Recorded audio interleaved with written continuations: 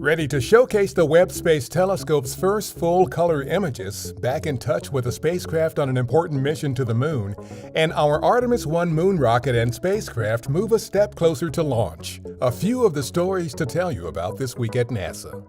The much-anticipated release of the James Webb Space Telescope's first full-color images and spectroscopic data is targeted for July 12th at 10:30 a.m. Eastern Daylight Time during a live broadcast from our Goddard Space Flight Center. That show will be available on NASA TV, the NASA app, the agency's website, and various social media platforms. As each image is released, it will simultaneously be posted to social media and to our website at nasa.gov/Webb First Images. These first images will demonstrate Webb at its full power, ready to begin its mission to unfold the infrared universe.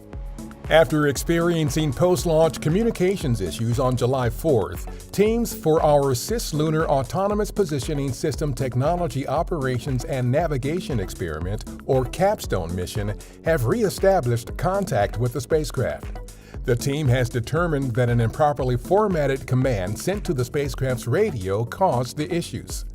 Data received from the spacecraft indicate that it is in good health and it operated safely on its own while it was out of contact with Earth. As originally planned, the CAPSTONE is still expected to arrive to its lunar orbit later this year on November 13th. The mission will test a unique elliptical lunar orbit for Gateway, a moon-orbiting outpost that is part of our Artemis program. On July 2nd, the Space Launch System or SLS rocket and Orion spacecraft for our uncrewed Artemis I mission completed the 4-mile journey from Launch Pad 39B to the Vehicle Assembly Building at the Kennedy Space Center. In the coming weeks, teams will make repairs and perform checkouts and activities before returning SLS and Orion to the pad. Currently targeted for launch no earlier than August 2022, the Artemis I flight test to the Moon will allow NASA to check out rocket and spacecraft systems before astronauts fly to the Moon on Artemis II.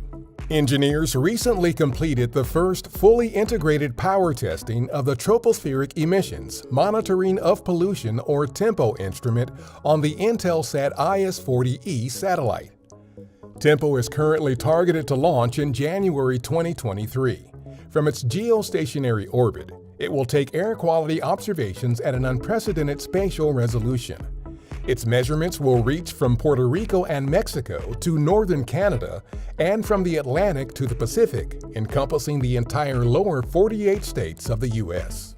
After analyzing data from the OSIRIS-REx spacecraft's sample collection tag event at asteroid Bennu in October 2020, scientists were surprised to learn that the spacecraft's arm sank almost half a meter into the asteroid. This was far deeper than expected and confirmed that Bennu's surface is incredibly weak. It turns out that the surface material on Bennu is so loosely packed that stepping onto the asteroid might feel a bit like stepping into one of those pits filled with plastic balls that you might see at a kid's play area. OREX collected a handful of material and kicked up roughly 6 tons of loose rock during the tag event. It will return its sample of Bennu to Earth in September 2023. That's what's up this week at NASA. For more on these and other stories, follow us on the web at nasa.gov/twan.